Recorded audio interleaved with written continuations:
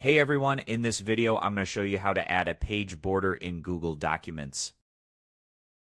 It's a simple process, it shouldn't take long at all.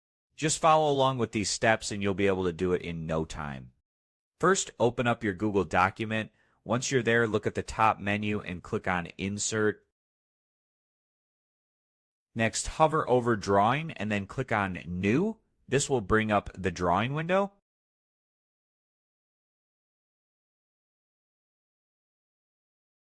In that window, click on the Shapes icon. From the drop-down, go to Shapes and select the rectangle.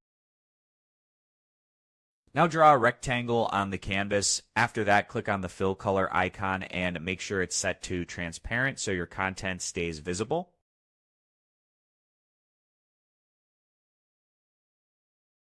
Once that's done, you can customize the border. For example, I'm going to choose blue. You can also adjust the thickness by clicking the border weight icon and picking a size you like. Let's just go with this one. When you're happy with how it looks, click Save and Close. Back in your document, click the three dots under the image, then choose All Image Options.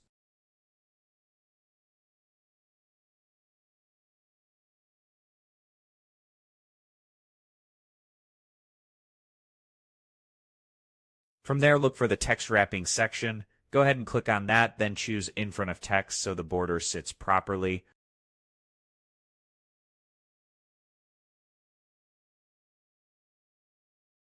After that, you'll be able to see the text behind the border, then click on Move with Text, and finally choose Fixed Position to keep it in place.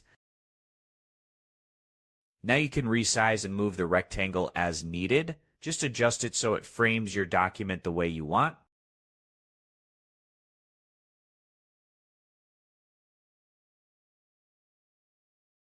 And that's it. This was a quick and easy way to add a border. I hope it helped, and as always, thanks for watching.